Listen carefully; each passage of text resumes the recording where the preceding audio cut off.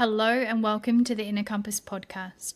I am Victoria, founder of the Inner Compass Collective, and this is a space for high-achieving women who are at a crossroads, successful on paper, but sensing something deeper is calling. So if you're at a crossroads in your career or life, if you've outgrown something but you don't yet know what comes next, and you're craving direction that feels aligned instead of forced, then you are in the right place.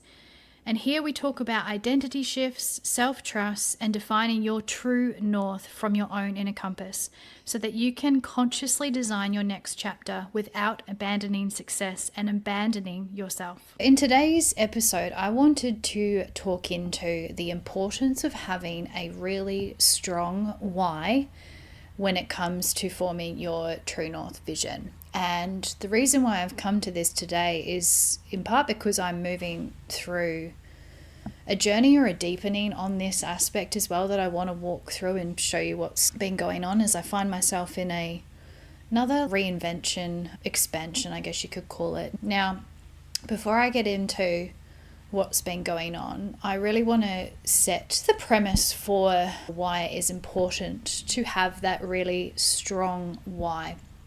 Because really it is our anchor, and it is an energetic anchor that no matter where we are in life or what is happening or what might occur, we can always go back into this anchor and we can feel it and be it almost, and it becomes an anchor for our life path. It is really, that end result, or where we ultimately are wanting to steer our boat and our journey towards.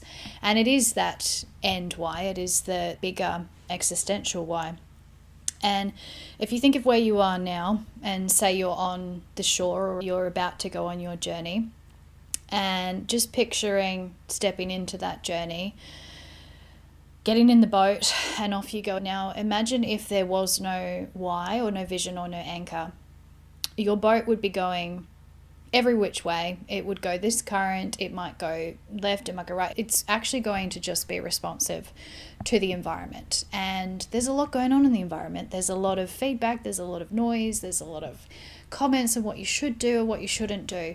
When we set out in that way, so we are a boat that has no end coordinates, that is precisely what we open our energy up to, is the environment and following the path of least resistance, which will naturally take us to more of the ego lens of what is easiest for us.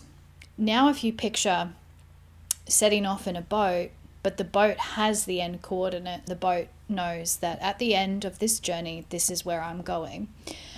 You're still going to be riding currents, right? Because you can't just force your way there. You can't force your path. You have to be aware of the currents and the environment, and you need to be shifting and molding, but you don't ever lose sight of the end. So you're still going to get there. It doesn't matter how you get there, you're going to get there. Versus the boat that doesn't have coordinates, it could end up literally anywhere. And that is the importance of it, is you are either creating your life or you're being driven by life. Like you're being shifted and molded into wherever the environment wants you to go. Now, I know which one I would prefer. So I want to cut into where this is all kind of kicked off for me. This was about 3-4 weeks ago, and I was in my business coach call, and I was having a bit of a meltdown that day. I was trying a lot of things in business in my ego lens. They weren't working. I was tired. I was just like, I'm done, blah, blah, blah. And I come into this call and I'm like this, and she's like, well, what's your why? And I actually kind of felt really frustrated at her at that moment. I'm like, well, fuck off, I know my why. And I was just spoke it out, and she's like, I'm still not feeling it. I'm like, I'm getting really mad because I was in my ego. And then she invited me to continue to reflect on it, but she also pointed out something to me, that everything that I was speaking about my why had nothing to do with me. It was all about, well, it's the awakening and the collective, and we've got to do this, because everything was about what I would call a higher why, but not really about me. And I heard something today, which broke down the 3 layers of why, and this has really stuck with me. You have 3 layers of why to build out. You've got your collective why. So at the end, what are you ultimately serving into? Then you've got your environment or your external why. For me, I interpret this of like, what do you want to create, like physically, tangibly, but also how do you want other people in your general sphere to feel? Like, how are you driven by your kids or your family or friends and that kind of aspect? And then you have your internal why, which is by far the most important one. And this was what was being missing for me, is really your internal landscape of how do you actually want to feel in life? This isn't about attainment. This is not about, oh, when I get the career or the mission. It's what does that give you? And it's always a feeling. It's a feeling base. It's like it's an internal feeling base.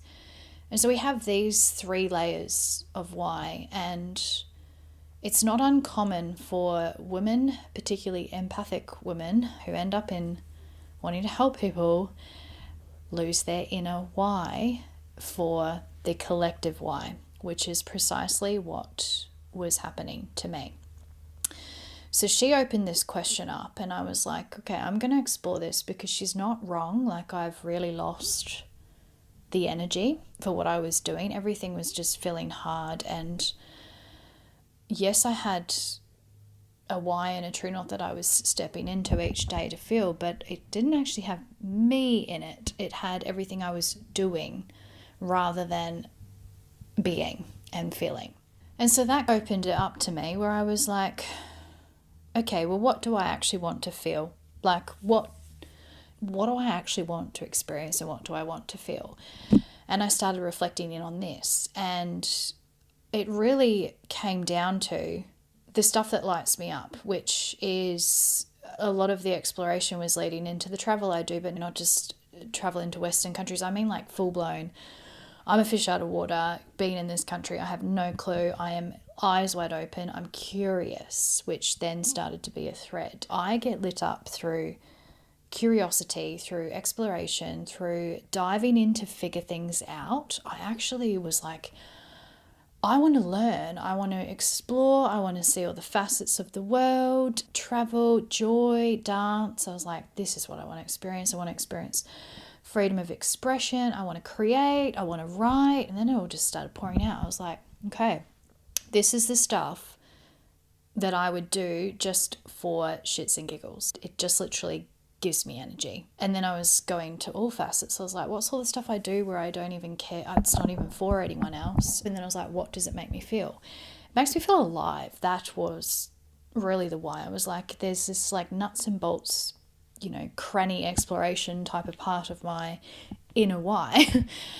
And a couple of days later, because the universe works in mysterious ways, I ended up going to a rock and roll festival with my mum, and there's all this colour and vintage cars, and I was just like, oh my god, this is what joy is. It's just expression, creativity, people are dancing, people are having fun.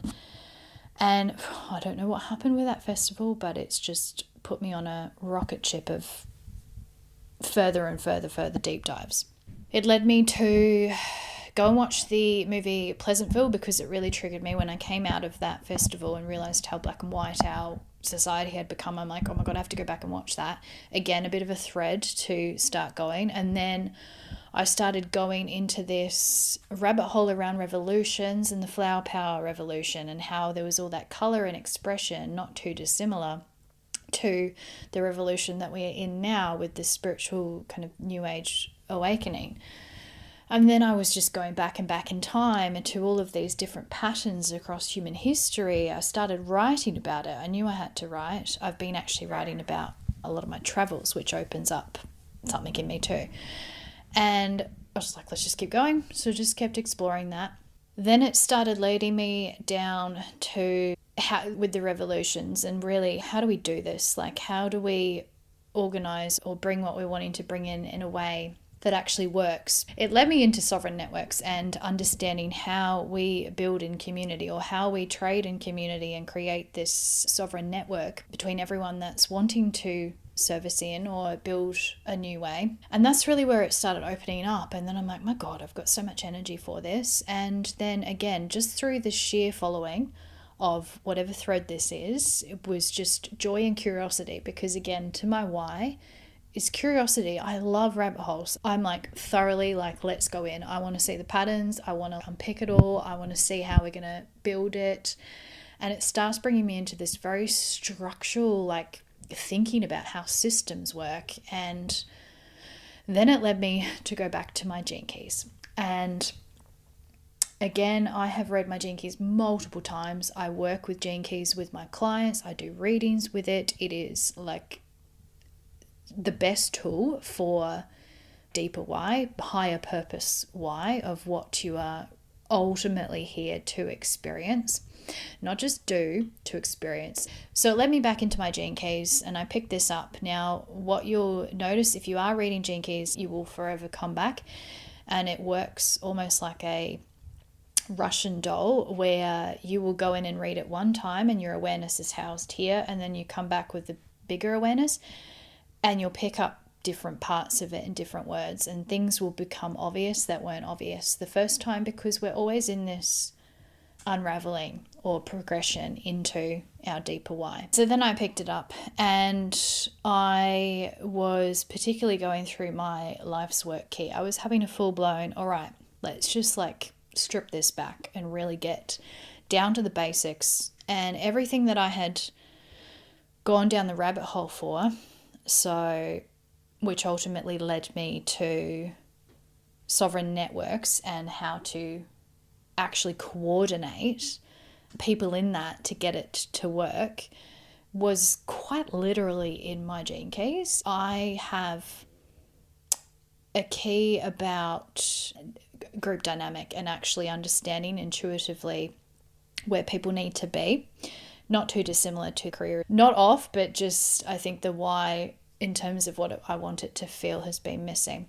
It also has pattern recognition and being a seer through the energy and all of this stuff. And I was reading it from this lens. I'm like, so literally everything I just did a nosedive into, just purely out of joy, because no one's read these articles. I'm like, I don't care. I'm still going to keep writing these, because for some reason, following this thread has unraveled what it's needed to unravel. So far, it is still unraveling, and this is, I'm like mid void or mid reinvention right now, but I feel to come on and say that because what I want to encourage you to do if you are in that is follow the thread of the joy, even though you're like, I don't know where this is going, I don't know what it is, I'm not getting paid for it, could be a total waste of time. It's not, because if you dive into that curiosity and that spark, the answers start to come out, and this is what has been occurring for me. And this rabbit hole is still unraveling, but it then took me really back into bringing everything back to my own level of either excitement, curiosity, or joy with the doing part. And when that has gone and when it's been there, and really looking back through my entire life, even right through into childhood, to actually sit and reflect and go, where did I feel that? And all of the threads continued to keep leading me back to not so much just career lens, absolutely helping people find their puzzle piece and their true vision, but it really led into vision. All of the thread led into vision and actually structuring the vision. It's like, how do you get a team, a community to set a true north vision, a why, a deeper why, an energy that is so big for that group and that team, and whoever steps into the energy of that vision will be part of it. If you don't want to be part of it, then don't. You'll find another vision. And this is where I think we go wrong with companies. But have such a deep true north vision and energy, then how do you coordinate everyone in that vision so that the vision is always the most important thing, but through the nature of the vision, it is serving every single individual in the vision. So it's really the puzzle piecing, aka the career mapping and pivot into the right vision of a team. I'm probably talking in some rabbit holes here again. But the thing is, and I'm just going to say this as truth, I tried to record a reel before I did this podcast about career pivot mistakes, and I can tell you I couldn't find the energy to speak in any form of passion. When I just spoke into that, I felt the energy in my body doing that. Other people will feel the energy in your body doing that. If you do not have that energy for what you are doing, your why has gone missing. And that is what has been happening to me. My why for the way I've been doing my business, trying to force fit to speak about certain things and meet, was not the why, because yes, it's in service to others. Yes, there's a collective mission, but I'm not connected to it. And when you are not connected to that, so you could be serving the deepest mission on the planet, like homelessness, if you do not have your inner why connected into that why, it's not going to work. Mine's not been working because there's a disconnect between myself, my physical feelings, my body, and the service that I'm doing. And we don't want that because it just doesn't create the fulfillment that you'll be wanting. But also, it's not how you serve. If you think of the most magnetic people that can get their message across and you actually truly listen to them and they have impact, it's because their inner why is connected to their external why. And this is where the passion and the energy comes through, which is the reason it's so important. And this is honestly what I've been missing. I was like, oh my God. And it took like a rock and roll concert and all this color to be like, what do I actually want to feel?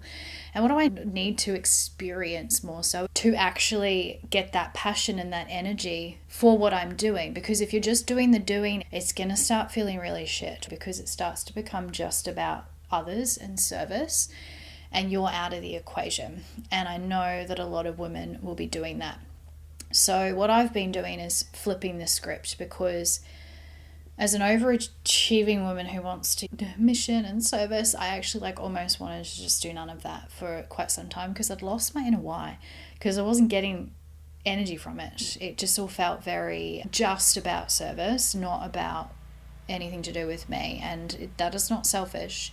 Literally, you will serve better if you are in that inner why. That is the most important and fundamental part of the why. Knowing that being in that energy is how you serve anyway. And people want to listen to you when you're talking from that place. It doesn't matter if you're passionate about fucking washing machines. People actually get energized by other people's passion. And this is what I'm coming to learn. And so what I would say to you is dive into that. What lights you up? What excites you? What is the work you've done that actually gives you that inner feeling? What do you talk about that you're just passionate about? It doesn't even matter if no one's listening, because no one's read my articles. I've got 2 more to go and I'm still going to do it. They've got threads, and this is again how the soul works. It threads. It doesn't give you everything. It invites you to follow the passion and the joy, not knowing where it's going, but realizing and trusting that it will go somewhere, and get curious with it. So if you are in this pivot reinvention, start with the inner why, not the outer why. The outer why will come. You will work that out, and Gene Keys helps you with that. I do readings. If you are drawn, then I'll put the link at the bottom. This is really about laddering your skills and your life's work, but it also looks at the essence and matching the two together. Be in the joy, explore the curiosity. If you have no idea what's going to happen, you might be in a full pivot. Mine's not really. I've always been about true north vision and inner compass and the guidance and the clarity and direction. That's just never changed with me. But my how is where I was getting caught up and stuck, and I had lost my inner why, because I do not want to create any business or path that feels not expansive and curious, and doesn't allow me to like satiate and feed what my soul actually wants. Otherwise, I may as well just go back to corporate, which I almost did do, because I was like, oh my God, when we lose that inner why of the feeling, everything else will crash down. And so I'm still moving through this. I'm still following the threads. I don't have all the clarity.